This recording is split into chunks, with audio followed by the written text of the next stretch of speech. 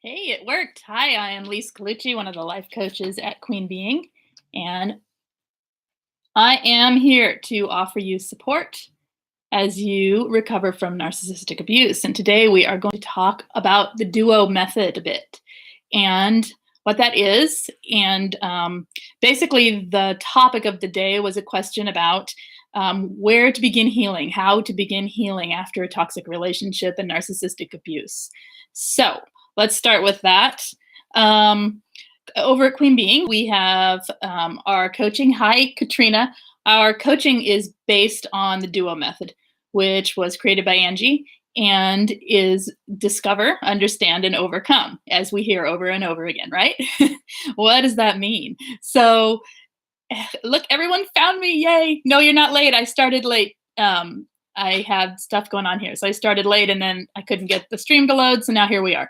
Hi, Katrina, Jack Lumen, Life's Revival, and James. Hey, so duo method, discover. We know what that means, right? We don't know anything about what's happened to us, and we start to research and discover what's happened. We start to kind of dig for information, watch all the videos. And as we're doing that, we start to understand. And now to understand, hi, Angela, to understand what's happened to you, it takes sometimes hearing the same thing in many different voices. That's one of the benefits of having so many people talking about this stuff. And as well as often having a support group or a peer group, coaching, therapy, anything that helps you feel validated, because part of the understanding process is feeling validated, feeling like you have someone that understands and has been there, has been through it, and can help you see that what's gone on is kind of normal for this type of relationship. Okay, so come to this new stream. To come to this, wait, you left a message at the old stream. Oh, thank you. Yeah, I don't know why it just sat there spinning, wouldn't load, so I gave up. So, hi, Jessica. Jack Lumen says, yes, that's true. Sometimes it takes something being said a number of different ways by different people for it to sink in for us. It does. And part of that understanding can be also using your own voice, using your own words to ask questions. That's why we have this. That's why we have SPAN. That's why we have coaching. That's why we have so many different ways for people to feel heard, to be heard, to speak up, and to ask their own questions. So, and then once you are involved in understanding, then there is the overcoming. Okay. And that is a whole lot of things. That's when we start looking at not only what happened to us, but how we can prevent it, the red flags, we start looking at different ways to apply self-care to our lives. There's so many ways that the overcoming happens. And that's probably where we're going to start here today with talking about some of that stuff. Because, and in the links down below, and I had them all on the other one all set up. But anyway, in the description for this video, I will put links to the duo method and to where to get started, 2 Queen Being links that should help people who are new to discovering what is going on with them rather. So let's see here. So many streams in life. Yes. Okay. All right. You're in horrid pain. That's not good. I'm sorry. Pain days are hard. So with starting to understand what's happened, acknowledgement of what happened as a truly abusive situation, acknowledging the pieces that happened. The thing about the duo method, the thing about discovering, understanding, and overcoming is that it's not one thing. It's not like you discover everything that happened and then you move on and you start understanding everything that happened. It's all layered. And so you learn a bunch, and then you feel like you're in the overcoming phase, maybe at the far end, and suddenly you realize that there's more to discover and there's more to understand, and it's layered, and it's not just one one line. Okay, there's all kinds of lines going on at one time, and they're squiggly and they're all over the place. So a lot of people feel like when they're healing, like they're actually not getting anywhere sometimes, or they feel like they're backtracking or backsliding because they all of a sudden feel worse again, or they all of a sudden, discover something new and it sets them back and they feel like it's their fault or whatever. So understand that it's a layered thing that um, has so many pieces. I mean, think about the nature of the manipulation. It's so ingrained in your whole life that you're not going to discover everything all at once. That's what I'm trying to say. Sorry, I'm kind of slow today.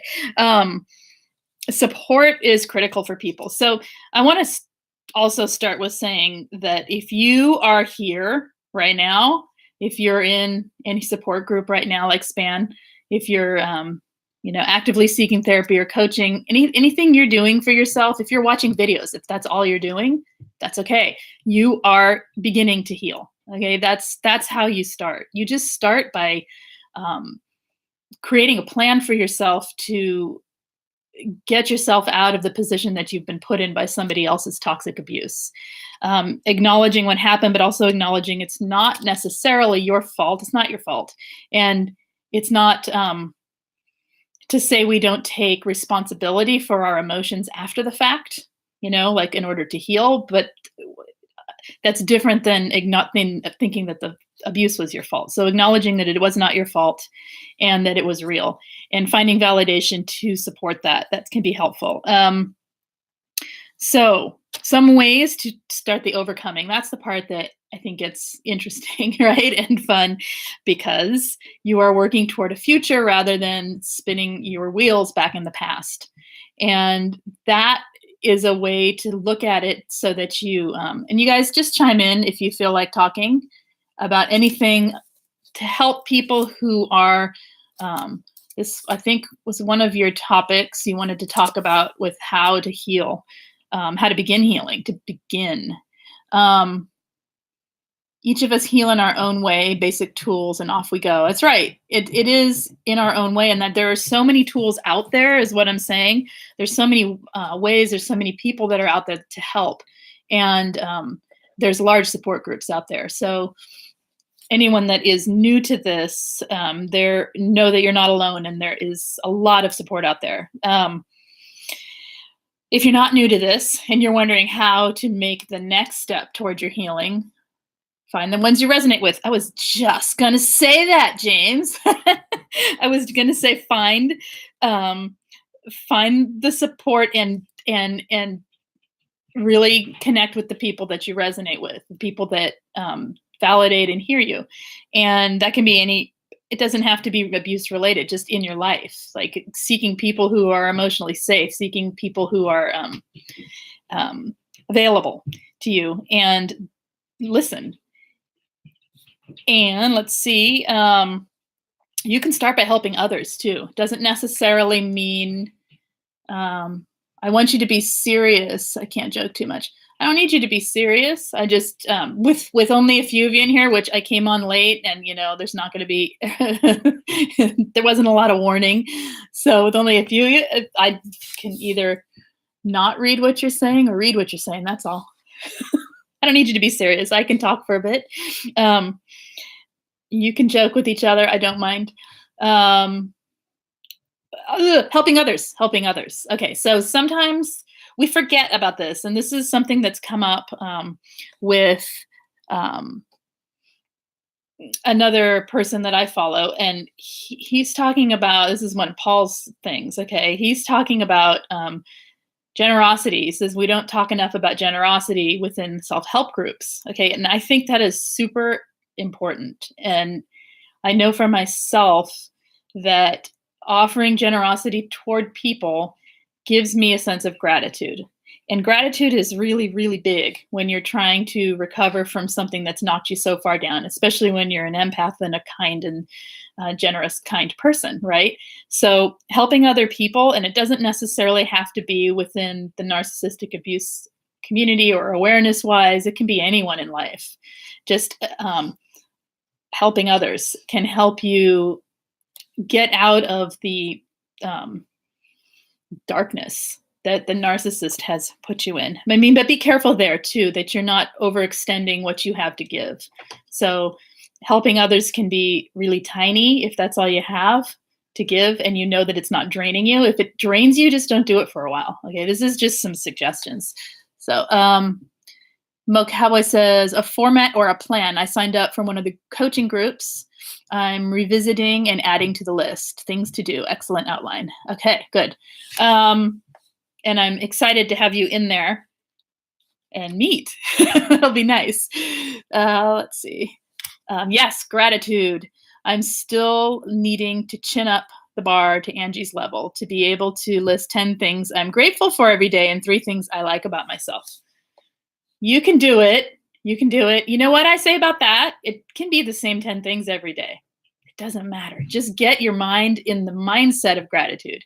It doesn't have to be like 10 unique things every day. It's great if you can, but it doesn't have to be 10 unique things. If you can come up with like 6 today, 4 tomorrow, you got 10. And you can repeat them. It's okay to be grateful for the same things over and over again. As long as you're connecting with the intention of feeling gratitude, that's what's important, I think. And then changing them up as you feel like you need to or you want to. And the 3 things you love about yourself can be the same 3 things. Just challenge yourself every now and then to add something new. Does that make sense? Yes, you're right. Mo Cowboy says, be careful if you're a pathological giver. My therapist had me give nothing to anyone for a year. It was so tough. I had to learn to give to me for internal validation versus external. That's a really good point. And that's kind of what I'm saying. It's interesting with generosity. It doesn't have to be giving in the way we think. If we're pathological givers, then we give in a way that isn't healthy. Right. And maybe that's a whole nother topic. How to be, actually, it's a really good topic. Thank you. But you're right. So be careful with the giving, but at the same time, for some people, it's really helpful, especially within a community like SPAN, just giving back through letting someone else feel validated by you hearing them. That sometimes is enough. And that is a way of giving for some people, without it being too much. For others, it's still too much, and that's okay. Just know your limits. Okay, so with breaking trauma bonds and beginning to heal, using logic over your emotions, it's hard, but it's really, we have to have those lists of the toxic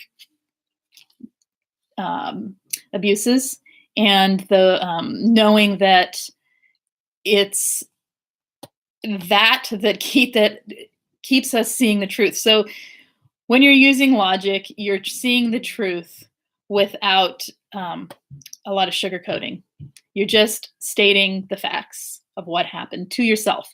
And that goes back to validating, and it goes back to acknowledging what happened, but it's a little bit deeper where you're actually, it's really easy to justify what has happened to us. And we did it often for so long, justify it and bury the truth.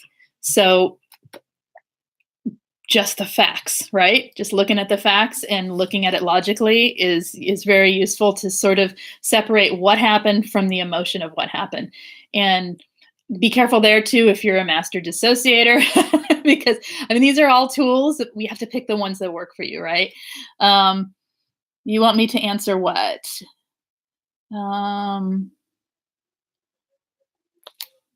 How to get rid of the loneliness. I'm struggling hard with being validated in my own company. Oh, okay, that's actually good for this too. How to self-validate. Well,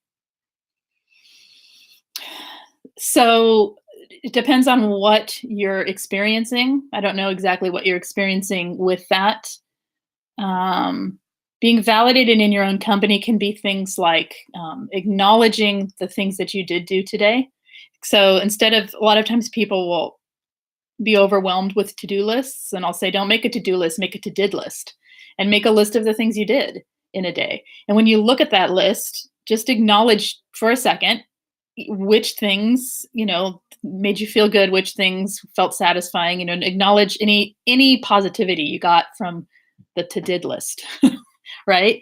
There's many days when I'm feeling socially isolated due to the pain. I cannot get out and mingle. So then you're stuck with your own company, correct? Is that what you're saying? And then you feel like what? Like you can't validate what happens in in that. Like it's just kind of that boring, painful, not boring because you're in pain, but boring mentally. The got done list. Yes, that. I think they're good. Yeah, and I think it's part of what happens when we are with toxic people is we are conditioned to not experience much joy anymore, and we have to reignite the internal awareness of the joy that's already around you. So that is something that you can do when you feel like you need to validate yourself. Look for things that make you happy and or make you feel like yourself. You know what I'm saying? Not let's see. Mo Cowboy says, yeah, I gathered things to feel, textured items and scented items. Oh, good. From the assignments, I found a small, soft, furry teddy bear that is chocolate scented. Oh my gosh, I love that. A chocolate scented, soft, fuzzy teddy bear. That's so great. Okay. You use that to come back into your body. That's awesome. It's okay, Shasti and I started late, so we're going for a little while. Not too late because I have a group after this, but a little bit. Let's see. I'm trying to think of other ways to self-validate without any examples of what feels invalidating.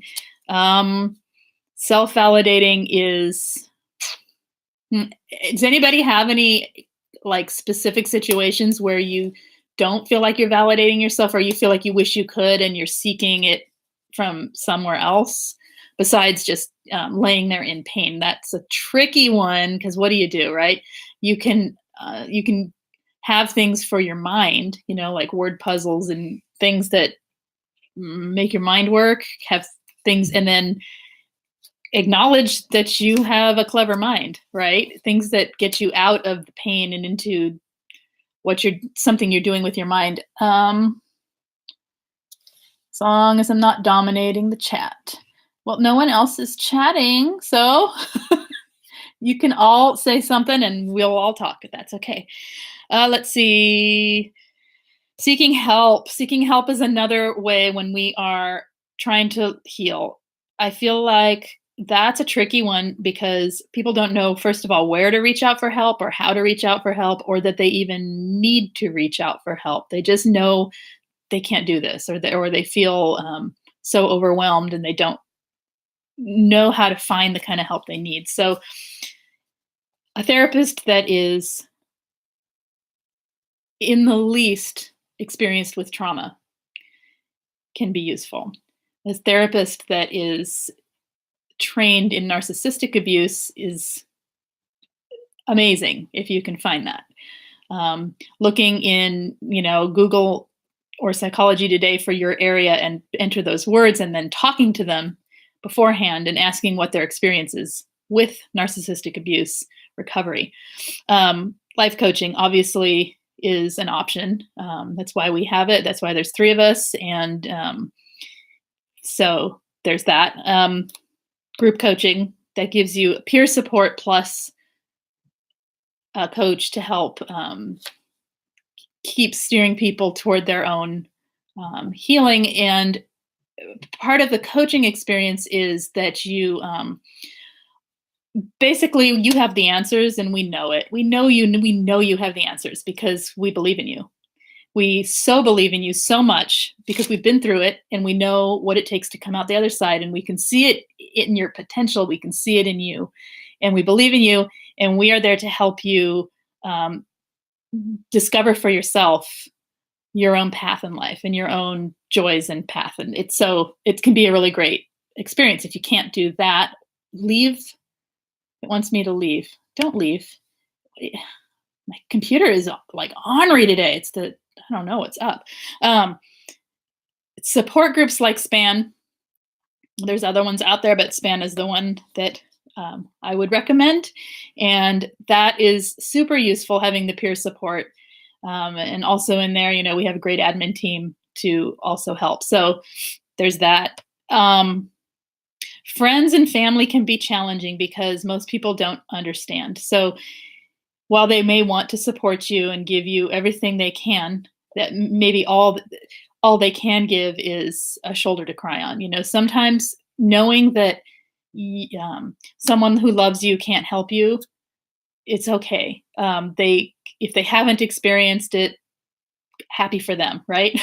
But um, finding support with people who understand. Anyway, I'm going to go on. So, what are we doing here? Hello, Freedom. She says, so happy I'm here. Humor has gotten me through some dark times, says Freedom Lee. Still working on myself. All good. Did an embarrassing thing this week by sending a message to say I missed a person. Okay. You know what? Humor is a great one if you can find it, right? And if you know things that make you laugh, go to those. Humor is a great one. Being around people who are humorous is useful. Let's see. Okay, so another way to begin healing, as you are, hi, Erica. That's okay. I was late too.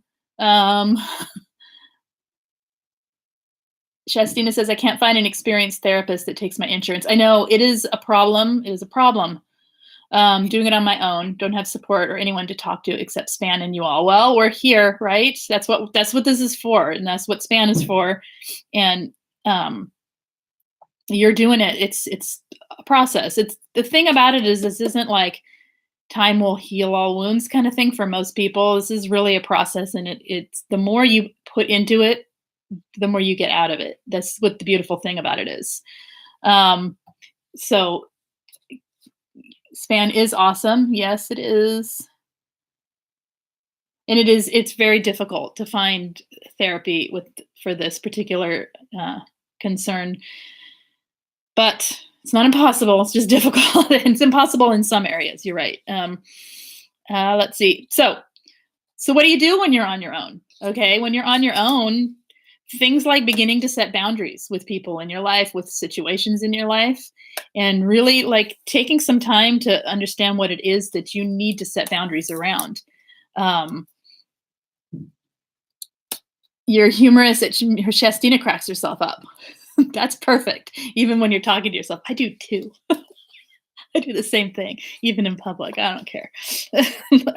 Anyway, boundary setting is a big one. We've had our boundaries stepped on, pushed, ignored, challenged for too long, and taking that back. Everything you take back for yourself when you are beginning to heal, it adds up, okay? Let's see. Things like, okay, so in the beginning, if you're just if you're on your own and you're needing to do this on your own, and maybe get in a support group and that's all you can do, and that's can work. It can help people a lot. Things like changing up your environment. So if your narc moved out, rearrange the furniture, do things like that to help you switch your environment, because it will look different, it will feel different, and it will help you feel different. It'll help you make a home for yourself. Okay, it's really important in your own home, especially. And time does help, but it doesn't heal by itself. Yeah, for a lot of us. Actually, that's an interesting one, James, because for a lot of this and for a lot of people, totally true. For some people, time makes it worse, because if you're not actively putting in effort towards your own healing, the time that you spend ruminating on the narcissist is just like increasing the trauma bonds to a person that isn't even present to you. Does that make sense? So sometimes time can actually be harmful if you're not actually working to break the trauma bonds and to move on. And by doing that, sometimes it's things like finding distractions, finding ways to think about something else, setting timers so you only think about the person for a short period of time. The timer goes off, you stop, you have something else to think about, setting up the things that you're going to think about. Maybe take a class, and I'm not talking about right away after a discard. I'm talking about, okay, it's time to heal. I need to get on with it. That time in your life. Um, Setting up things so that you have something that you focus on, and then set another timer. Okay, for 45 minutes, I'm going to do this. I'm not going to think about them, because in that way you can get time to be on your side rather than time increasing the trauma bonded feelings. Does that make sense? Um, Really, that is interesting, but it makes sense. You were just stewing in it, right? And for some people, I don't think that happens, and for others, I think it does. That just all of this, we have to know ourselves, and part of what we discover, part of the discover, understand, and overcome is discovering yourself. Okay, so there's discovery in all levels of the healing and in all parts of what's happened and who you are. So discovering yourself, understanding yourself, and overcoming the obstacles within yourself that kept you there, that maybe this is a repeated thing in your life. It's not your fault, but it's still a pattern. So you see, the duo method can be applied to the whole thing, right? Does that make sense? Let's see. Anybody else have something? Not yet. Okay. If I'm missing anything, just please repeat again. That would be useful. Thank you. Helpful, rather. Self-care is the biggie. Self-care can start whether you're still with a narcissist. Doesn't matter. It doesn't matter where you are in your life. You can always begin with self-care. And self-care is amazing, said James. And it is. And it's not, when I teach it, like in coaching groups, I don't really talk about the basic obvious stuff like getting manicures and massages. And I have a joke about with a couple clients about lotion about because they always thought self-care was lotion and smelly lotions and soaps, and that just didn't sound like it would do a darn thing for them, so they never bothered. But when I am talking about self-care, I'm talking about the care that you put into how you take care of yourself in your life. And we all are already doing things that could be self-care, but we're not, if we don't have the intention of taking care of ourselves. Hello, Steve. If we don't have the intention of taking care of ourselves, we're missing an opportunity to create more of a self-care lifestyle, which then leads to a self-love experience. Okay. Things like eating a meal, rushing through a meal. When you eat by yourself, I mean, who pays attention to the meal they're eating, right? It's a lot harder than when you're eating with someone. So take the time to realize you're having that meal with someone that's amazing, yourself, and take the time to realize you made the food, you took care of yourself. Give yourself the appreciation you would give anybody who cooked that meal. Even if you just heated it up in the microwave, I don't care. You got the food to the table and you're putting it into your mouth, or you're paid for it, or whatever it is, right? So give yourself the same appreciation you'd give to someone else. And if you can start doing that with more than one thing a day, it starts to build a self-care type of lifestyle that helps you heal. Okay. Think about each bite, the taste, the smell. I learned that in mental wellness. Exactly. Even if you can only do 3 bites, I have a 3-bite exercise. If you can only do it for the first 3 bites where you pay attention, and it's a kind of a more mindful way of eating, paying attention, tasting it, being appreciative of where it came from. You can think about anything you want to think about, but there's, that food came from somewhere. You can appreciate that piece of it. There's all kinds of ways to bring appreciation in. And then also back to yourself, that you are the one that provided this food for yourself. And there it is. And you're going to eat it and be appreciative of you at the same time. It's a much more caring experience. And even if you can only do that, like I said, for like 3 bites, it's something. I'm on day 30 of my food diary. Food planning journal. It feels good to accomplish goals. Oh, that's fun. Let's see here. I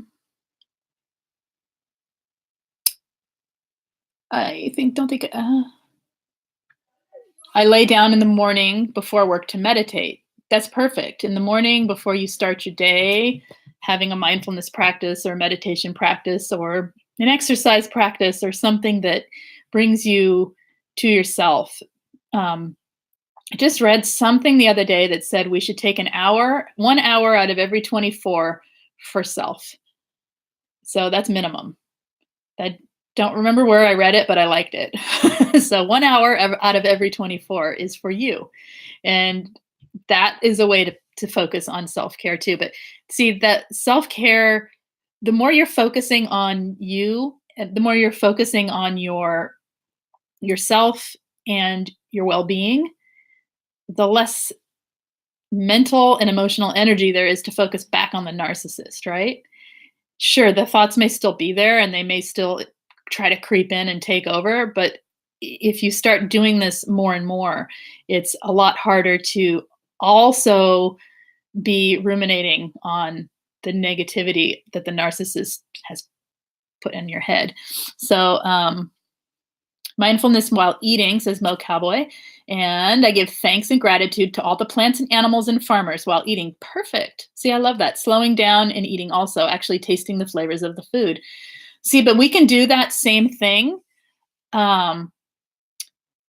We can do that same thing for more than just eating. Do you see what I'm saying? We can do that for, showering, for driving, for anything, getting dressed, any little thing that we do for ourselves. Not that we have to sit around all day, thinking about all the things we do for ourselves. But the point is, we don't really feel gratitude toward ourselves very much.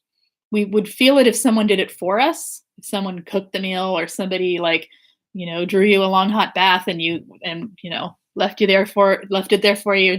Someone does something for you. They drive you somewhere. Totally grateful. Do it for yourself. Take it for granted. It's just the way it is. So I'm suggesting put some gratitude towards yourself back in as a form of self-care. You meditate. Shasini says, I meditate at night, would do morning again, but the day seems over before I get started. Yeah, it gets overwhelming, right?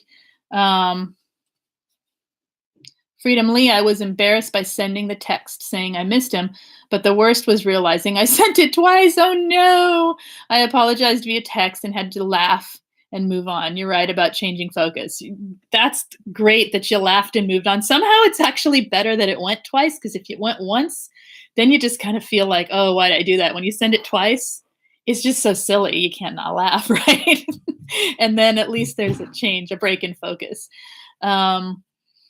Mental wellness yoga is totally different from regular yoga. It is not just, it's just mind stretching. Interesting. I'll have to look that up. I don't know a lot about that, or anything about that. Let's see. Did I have anything else on here? I did not. So that's what I have briefly for how to get started. You can see there's all kinds of ways to get started with healing. Most of those do not even include being no contact yet. So even if someone is listening right now and they are still with a narcissist and struggling, a lot of these things can be started now and will help you when and if you choose to leave. Okay.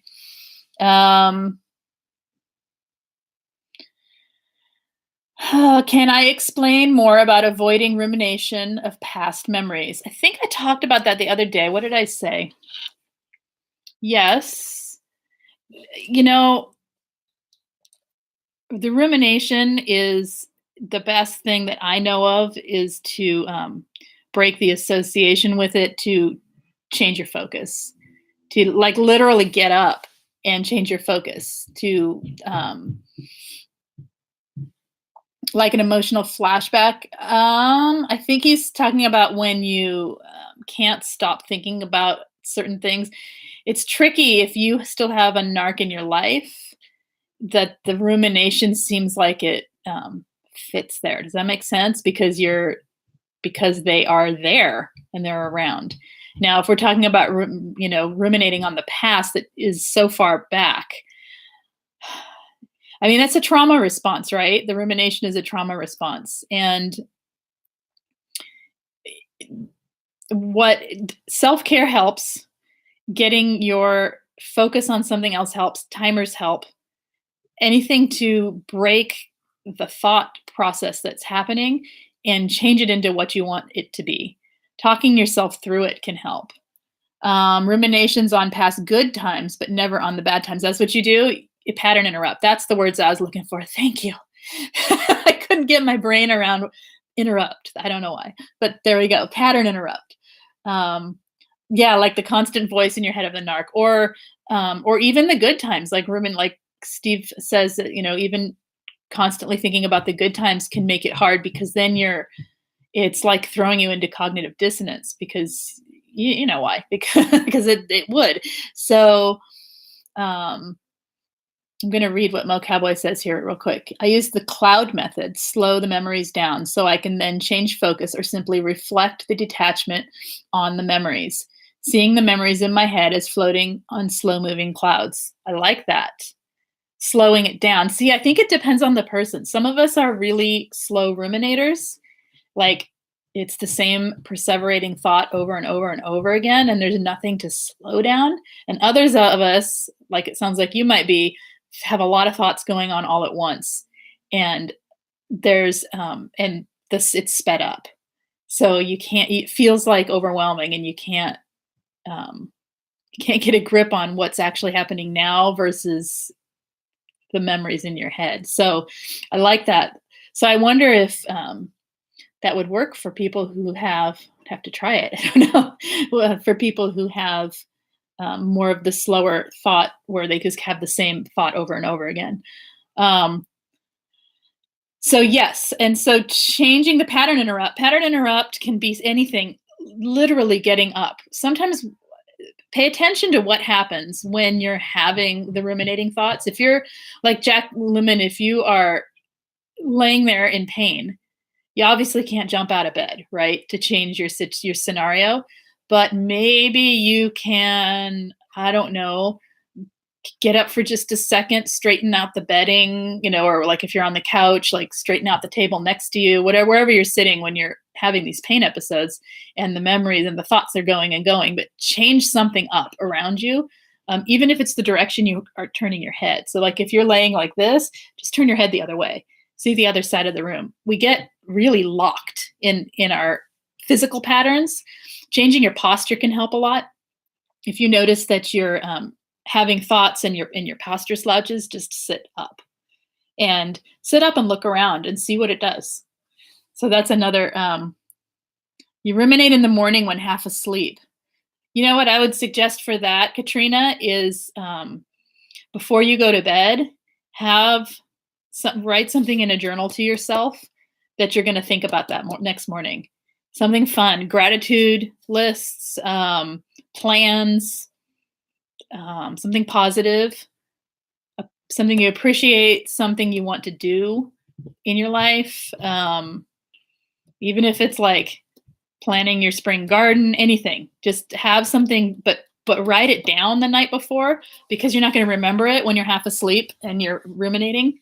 And use that, grab that list and pull it out and see if you can focus your mind on those things instead. Does that make sense? Like if we can set up the morning the night before, it does make it go a lot smoother.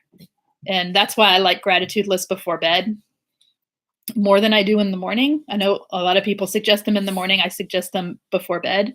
And that's the reason, because if you can write your gratitude list, 10 things you are grateful for, 3 things you love about yourself before you go to bed, and then in the morning you get to read them again, then you experience the gratitude feeling twice. So that is what I would suggest for the morning blahs, right? When you're half asleep and the horrible thoughts come in. Overthinking does suck. I do like the cloud method for that Mo Cowboy said. That's a great one. That's kind of, I'm also wondering if you could, I'm making this up on the fly here, but get a piece of paper and make thought bubbles and just write the thoughts in them so that you can actually see their separate thoughts, and then make a choice of what you're going to think about after that. So basically you're validating yourself by putting it in a journal, and then make a choice of something else to think about instead, right? Let's see. Shastina, looking at your surroundings, picking 4 things in the room, get up and do anything else. That's a good one. Yes. that's more like basic pattern interrupt, right? Lise, do you think meditation before bed would help? I think meditation before bed would help. Yeah. I think, especially if you use a guided mindfulness meditation that is short. If you fall asleep to it, who cares? In fact, all the better. And one that is directed toward something that you want to direct your life toward, like gratitude. Um, you could even do one for grief. You could do one for, oh my gosh, there's so many, right? There's so many things you could do, but choosing one that has like more of a theme, not just a breathing, um, not just one that's focused on your breath, but one that actually has some thought to it. So, like a lot of them will say, now think about people that you care about in your life, and it goes from there. So that helps you direct your thoughts as well as relax your body. And I think before bed, that's a great time to do it. It's great in the morning, and it's great before bed, and it's great in the middle of the day. I mean, I'm talking 5 minutes, 5 to 10, not 20 minutes to an hour meditations, but short, on purpose, short on purpose. Let's see. Now I've learned to say bye-bye to the pesky thoughts, and they float away. A letting go exercise also. Yes, you could blow them. And I've had someone tell me to blow them into balloons in my mind, and then let them go. Doesn't work for me, but I think it works for really good visualizers. I'm not one, so I tend not to recommend that globally unless I know someone like in a group or privately with coaching that is a great visualizer. For me, that just makes me frustrated. Let's see. Okay. Paul does have one for compassion. He has a couple for compassion and for gratitude. Those are useful. I think I have the gratitude one on this channel. So, in fact, yeah, you guys, there are a couple meditations on this channel.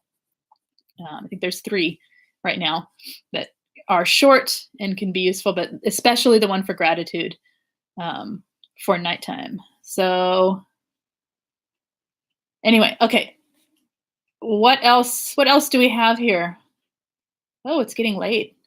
What else do we have here? What else? So, talking about this week, what do you guys want to talk about this week? Wow, when it gets blurry like that, it fascinates me. Okay. What do you guys want to talk about this next week? I'm going to be doing something on emotional flooding. Okay. And what else did I have? Anger as one for the week. Anything else you want me to talk about this week? Let me know, because I have, that's 2 days. I could do one more if you let me know. Otherwise, it'll be next week, but that's okay. Let's see. I meditate with buds and ears and then listen to binaural beats for the rest of the night as I sleep. It does help, right, Chestina? That's good. I find learning about our experiences, what happened, and knowing it wasn't our fault, and learning to accept what happened, and time heals the wounds. I mean, to heal works. You're right. That's what we were talking about earlier. Yes. I think that the acknowledging it is a huge piece. And it sounds funny because of course we know what happened, but when you've been gaslighted and you've been manipulated and had a lot of projection toward you, then trusting your own experience can be really an almost impossible feeling. And you don't even know you're not trusting your own experience. So that's where, that's where seeking support and not only validating for yourself, but allowing other people to validate you in support groups or in, coaching or whatever, to help you understand that what happened was real. Okay. Trusting yourself is the first step. It's a step. It's certainly up there with the first steps. It can be later on for some people. Sometimes people do need to rely on a group or a coach or a therapist to help them trust their own experience for a little while. And that's okay too. If you can't trust yourself right away, that's okay. But it is important to get there at some point. And that takes time. Groups, friends, and coaches helped you. That's good. someone that will benefit from the anger thing. Hopefully a lot of people will. And I don't really know where I'm going to go with it yet. So anyone who's watching who has any comments about anger can put it in the comments below, the comment section, in the chat, whatever, and I will take into consideration anything anyone says. So there we go. Time disappearance when trying to get moving some days. Don't know why or how, but minutes turn into hours. That's that horrible overwhelm of it's almost like a dissociative thing with time with PTSD. I know what you're talking about. Like it's almost like I used to call it I'm going where the cats go, because you know how a cat will just stare at a wall and they'll just stare for what is like hours. I feel like that's what happens with time sometime when you're like sucked into that PTSD state. And being more present to the moment is what helps, moving through your day with some presence to yourself. Steve says, I've never had anger, just frustration and sadness. That's okay. Not everyone has the anger phase. Hi, Kira.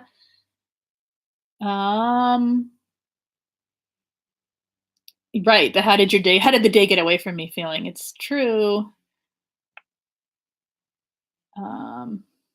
The ambient abuse in its many forms sound and feel like Twilight Zone episode.